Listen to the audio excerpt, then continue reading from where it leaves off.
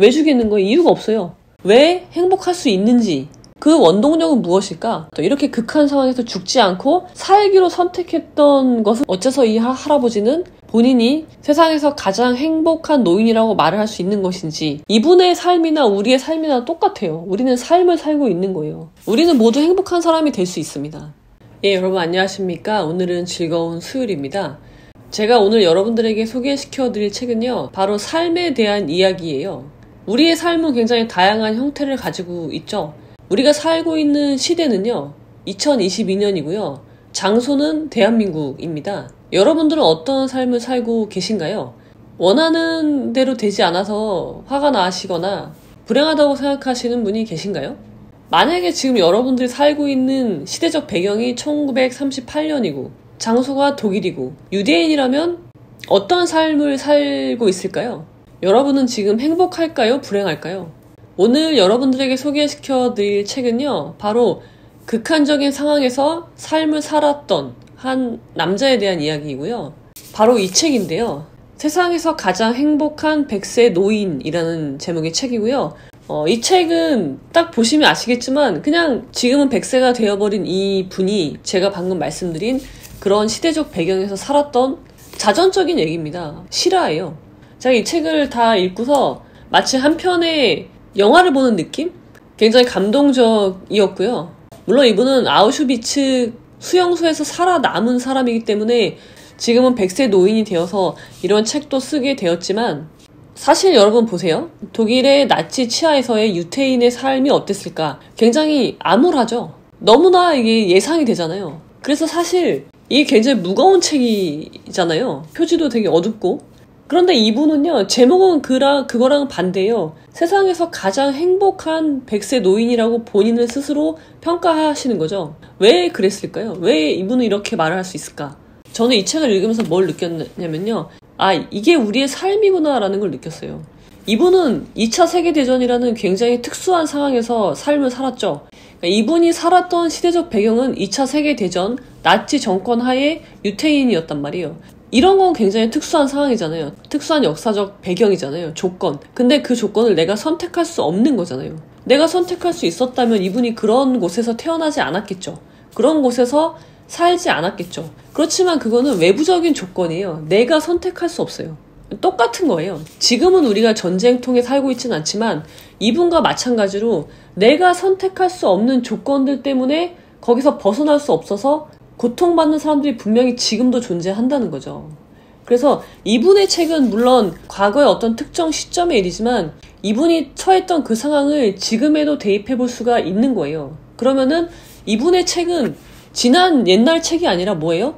지금도 삶을 살면서 고통스러워하는 사람들에게 희망을 안겨주게 되는 거죠. 왜 희망을 안겨줘요? 나는 이렇게 극한 상황에서도 살아남았으니까 너도 열심히 살아. 그런 게 아니라, 그런 말을 하는 게 아니라 이분은요, 그냥 나한테 주어진 조건, 환경에서 내가 어떻게 인간으로서 살았는지에 대한 이야기를 함으로써 뭐예요? 동일한 상황에 처한 사람들, 그러니까 내가 선택할 수 없는 조건들 속에서 괴로워하는 사람들에게 희망을 주고자 하는 거예요. 그리고 왜 행복할 수 있는지에 대한 이야기를 하고 있는 거죠. 굉장히 감명을 받았습니다. 사실 이런 상황이라면요, 죽음을 선택할 수 있거든요. 이게 과연 한 사람의 그냥 평범한, 우리가 쉽게 볼 수 있는 옆집 아저씨 같은 사람이 겪을 수 있는 일인가? 라는 의구심이 들 정도로 굉장히 드라마틱한 일을 굉장히 많이 겪으셨거든요. 제가 책을 읽을 때는요, 구조적으로 책을 읽는 걸 좋아하는데요. 그래야지 내게 되거든요. 근데 이거는 자기의 이야기를, 자전적인 이야기를 쭉 시간 순서대로 나열하고 있기 때문에 구조화하기가 좀 어려워요. 그래서 저는 세 파트로 나눠서 말씀을 드릴게요. 첫 번째는요, 얼마나 이 잔혹함이라는 거 있잖아요. 광기, 인간의 광기라는 게 얼마나 무서운 것인지, 거기에서 무엇을 잃게 되는 것인지, 인간의 존엄성이 상실된다는 게 어떤 의미인지에 대해서 먼저 말씀을 드릴 거고요. 그 다음에 두 번째로, 이 주인공이 아우슈비츠 수용소에서, 그 죽음의 수용소잖아요. 아우슈비츠가 얼마나 악명이 높냐면 거기에 가면요, 평균 생존 기간이 7개월밖에 안 된대요. 아무리 건강한 사람도 거기에 들어가면 7개월이 지나면 다 죽어나간다는 거예요.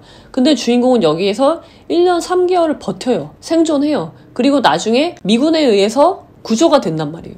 그때까지 죽지 않고 살아있었어요. 그 원동력은 무엇일까? 주인공이 죽지 않았던, 이렇게 극한 상황에서 죽지 않고 살기로 선택했던 것은 무엇이었는지, 그 힘, 그것에 대한 이야기를 드릴 거고요. 마지막으로 세 번째는, 그래서 이 작가가, 이 100세의 할아버지가 우리에게 해주고 싶은 얘기가 뭐냐, 지금. 이분이 지금 와서 과거에 있었던 일을 단순히 기록하는 것만 의미가 있는 건 아니거든요. 그럼으로써 내가 다음 세대에게 해주고 싶은 이야기가 있단 말이에요. 그것이 무엇인지, 그것은 결국 삶에 대한 이야기인데요. 그렇게 세 부분으로 나눠서 제가 읽은 독서평을 말씀드리도록 하겠습니다. 그리고 마지막에는 뭐예요? 어째서 이 할아버지는 본인이 세상에서 가장 행복한 노인이라고 말을 할 수 있는 것인지에 대해서 함께 알아보도록 하시죠. 자, 먼저 이제 잔악함을 말씀을 드릴게요. 이게 저도 읽으면서, 아니, 진짜 그럴 수가 있나? 라는 생각이 들 정도였는데요. 처음에 이 주인공이 독일인 고아 신분으로 위장해서 대학을 다녀요. 기계공학과를 나오고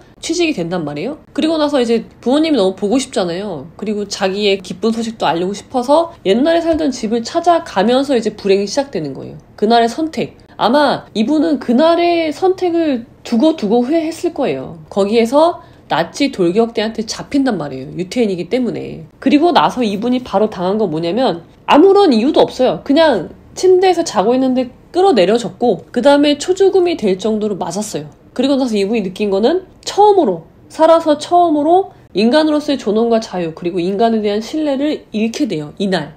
그 다음에 이분이 본 거는 인간의 광기예요. 근데 처음에는 이렇게 잡아가긴 갔어. 근데 감시하는 사람들도, 잡아온 사람들도 이 수용자들을 어떻게 대우해야 되는지를 몰랐어요. 왜냐면 이런 일은 있은 적이 없거든요. 역사상 처음 있었던 일이란 말이에요. 그러니까 이 책에서 이렇게 표현을 해요. 우리는 법이 다른 모든 것 위에 있다는 것을 자랑스러워하던 나라의 국민이었다. 이건 이제 독일이 철학적으로 굉장히 탄탄하잖아요. 법학이. 우리나라 법도 독일법을 받은 거잖아요. 그러니까 법 체계가. 그런 나라였는데, 그리고 거리가 지저분해질까 쓰레기도 함부로 버리지 않던 나라였다. 그런데 이제 사람들이 멀쩡한 이웃들을 데려다 가두고 마구 때려도 괜찮을 뿐 아니라 그런 행위를 장려하기까지 했다. 인원 점검을 알리는 종소리를 듣지 못하고 자다가 회초리로 심하게 맞기도 했다. 윗옷을 바지 안에 집어넣지 않았다는 이유로 고무 순찰봉으로 가차없이 구타당한 적도 있다. 그리고요, 매일 아침에 사람을 200~300명 정도, 유태인이죠. 유태인은 200~300명 정도를 쭉 밖으로 세우고요. 그냥 기관총으로 사람들을 마구잡이로 쏴 죽이는 거예요. 왜 죽이는 거예요? 이유가 없어요. 그리고 더 잔인한 건 뭐예요? 그 사람들의 옷을 다 벗겨서 시체를 그 사람들의 가족한테 보내는 거예요. 그리고 거기다는 당신의 남편, 형제, 아들이 탈출하다 총에 맞아 사망했습니다. 라고 써진 문구까지 친절하게 써서 보내는 거죠. 이제 이게 집단적인 광기가 이제 시작이 되는 거예요. 그러니까 이런 거죠. 훌륭한 지도자를 둔 독일은 위대한 나라였다. 그러나 악한 지도자를 둔 독일 국민은 괴물이 되어버렸다. 그러니까 이게 지도자도 굉장히 중요한 겁니다. 위정자라는 건요, 국민을 이끌어 나가는 거거든요. 어떤 방향을 잡고, 위정자는 방향을 잡는 사람이죠. 거기로 국민들을 양떼처럼 이렇게 몰아가는 거예요. 똑같은 독일 국민이지만. 이런 상황에서요, 사람이 사람으로서 산다는 거 굉장히 어려운 일이거든요. 자기의 존엄성을 지키면서 살 수가 없잖아요. 이런 상황에서는. 개, 돼지보다도 못한 상황이잖아요. 그래서 이런 상황에서 나치가 어떻게 했냐면요, 내가 만약에 동맹을 끊고 죽잖아요. 그러면은 일단 구해요. 왜? 너는 네가 마음대로 죽을 수 없는 거예요. 너는 우리가 허락할 때 죽어야 되는 거예요. 네 마음대로 죽을 수 없어. 그래서 살려낸단 말이에요. 아우슈비츠 수용소는 그 전기가 흘렀단 말이에요. 도망 못 가게.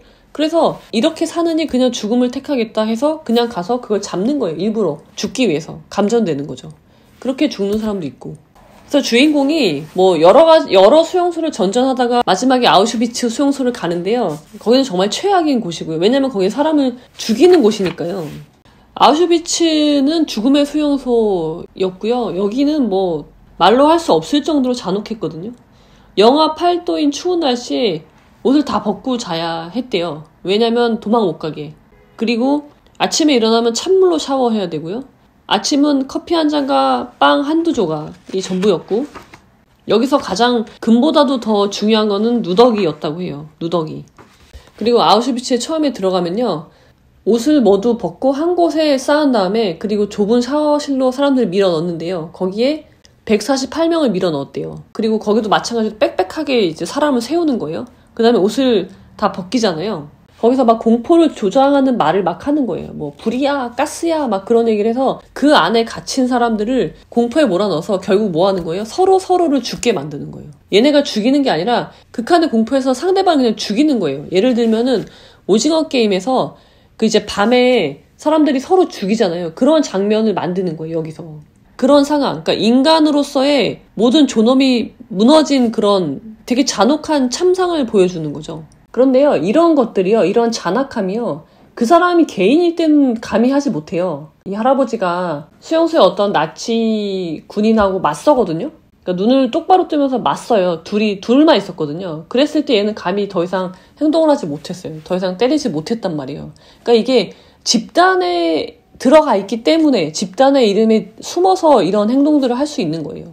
그렇게 잔혹한 상황에서 그럼 이분은 어떻게 살기로 선택을 했을까? 이분을 살기 위한 원동력이 무엇이냐? 제가 볼 때는 첫 번째는 가족이에요. 가족 중에서도 특히 아버지. 그 다음에 두 번째는 친구거든요. 제가 볼 때 이 아버지가 굉장히 현명한 분이었어요. 이 할아버지 아버지가 어릴 때 이런 교육을 하거든요. 자기 아들한테, 자식한테 하는 말이죠. 내가 가진 좋은 운을 남들과 나누는 것, 그것이 바로 인생이야. 알았지? 라는 말을 하거든요. 그러니까 이런 거죠. 내가 가진 좋은 운을 다른 사람과 나누기 위해서는 어떻게 해야 돼요? 다른 사람을 사랑하는 마음이 있어야 되는 거거든요. 그러니까 이 주인공은요, 이 할아버지는 어릴 때부터 아버지에게 그런 교육을 받고 자라온 거예요. 그러니까 그게 내면에 깔려 있는 거예요. 사람이 사람을 사랑하려면 어떻게 해야 되는 줄 아세요? 인간에 대한 존엄성이 기본적으로 깔려 있어야 돼요. 인간에 대한 존엄성이 있고요. 그 다음에 내가 나를 사랑하고, 그리고 내가 다른 사람을 사랑하는 것, 그렇게 나아가는 거거든요. 근데 어릴 때부터 그런 교육이 체화되어 있었기 때문에 이렇게 극한의 상황에서도 살기로 결정을 할 수 있었던 거예요. 주변에 있는 사람들은 다 죽음을 선택했단 말이에요. 그 치과 의사도 그렇고. 근데 이분은 살아내기로 결정을 해요. 선택을 하는 거예요. 본인이. 히틀러가 만든 극도로 비인간적인 이러한 공간에서 살아남기로 선택을 한단 말이에요. 그리고 새로운 가족을 만들어요. 그 가족의 힘을 되게 중요하게 이분은 생각을 하고요. 두 번째는 친구인데요. 끝까지 결국은 살아남는 친구가 한 명 있어요. 아우슈비츠도 같이 갔고 거기서도 서로 의지가 되어주는 거예요. 너무 힘들죠. 탄광에 가서 일을 하거든요, 이분이. 허리를 필 수 없는 그런 갱도에 들어가서 하루 종일 일을 하는 거예요. 할당량을 채우기 위해서. 허리 한번 피지 못하고. 그런 상황에서. 그리고 돌아가면은 먹을 것도 없어요. 나중에 이분이 미군에 의해서 구조가 됐을 때요. 몸무게가 28kg였대요. 건장한 성인 남자가 28kg라는 거는 이분이 얼마나 영양실조가 심했는지 알 수 있잖아요. 먹지도 못하고 고통스러운. 그리고 옷도요. 굉장히 추운데 이 그냥 죄수복 하나 입고 다니는 거거든요. 그래서 끝에서 자면요. 얼어 죽는 사람이 속출하는 그런 곳에서 살면서도 희망을 잃지 않고 살 수 있었던 건 누구 때문이에요? 그 친구 때문이었다는 거죠. 그 친구도 마찬가지고. 왜 친구라는 존재가 나를 살게 해줬냐면요. 누군가가 나를 걱정하고 있구나. 한 사람이어도 상관없다는 거예요. 그래서 작가는 이렇게 표현을 해요. 누군가의 사랑을 받는 것이 우리가 누릴 수 있는 최고의 가치인 거예요. 그러니까 인간의 존엄성이 모두 상실된 그런 곳이지만 그런 곳에서조차도 누군가가 나를 사랑하고 있다는 거, 나를 걱정하고 있다는 거, 그 사실만으로도 이분은 그런 극한 상황에서도 살 수가 있었다는 거죠. 그러니까 이 할아버지가 그 친구 때문에 살 수 있었던 이유를 이렇게 또 얘기해 주시거든요. 그 친구의 존재는 행복했던 과거의 삶, 그 시절과의 유일한 연결고리였다.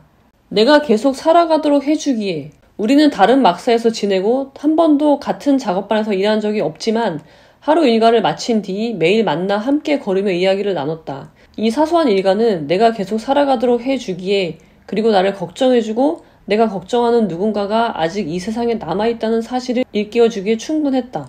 그러니까 이런 거예요, 여러분. 우리는 혼자 살 수가 없어요. 그래서 여러분들은요, 반드시 이런 관계를 맺어야 돼요. 그게 친구여도 되고요. 가족일 수도 있고요. 그리고 사실 주인공이 아버지가 가르쳐준 그런 교육으로 멘탈을 부여잡은 면도 있지만 아버지가 공부를 시켰잖아요. 그리고 기술을 배워야 된다는 그것 때문에 살아남기도 하거든요. 왜냐하면 유태인이긴 하지만 기술자예요. 기계 기술자란 말이에요. 근데 전시에는 기계가 되게 중요하잖아요. 그래서 이 할아버지가 그런 기술을 활용해서 가스실에도 3번이나 갔다가 그것 때문에 살아남거든요. 기술자라는 이유로. 그러니까 결국은 그때마다 아버지한테 감사를 한단 말이에요. 자기한테 교육이 얼마나 중요한지를 알려준 아버지한테 감사를 표한단 말이에요. 현실적인 도움을 준 거죠. 그 아버지가. 그래서 이분은 그런 조언을 해요. 인생을 살면서요. 이분의 삶이나 우리의 삶이나 똑같아요. 우리는 삶을 살고 있는 거예요. 무대와 시간이 다를 뿐이에요. 이분이 우리에게 조언해 주고 있는 건요. 누구나 어려운 일을 겪게 된다는 거예요. 본인처럼. 그리고 어떤 어려움은요. 내가 선택한 어려움이 아닐 수 있어요. 불가항력적으로 주어진 조건일 수 있어요. 그럼에도 불구하고 살아갈 수 있는 이유는 뭐예요? 그게 친구가 아니어도 상관없어요. 친구든 가족이든 이 명칭이 중요한 게 아니라 뭐예요? 내가 누군가한테 사랑받고 있다는 그 느낌 하나인 거예요. 그게 있으면 아무리 극한 상황에서도 사람은 살 수 있다고 했어요. 이분이 몸소 증명해주고 있잖아요.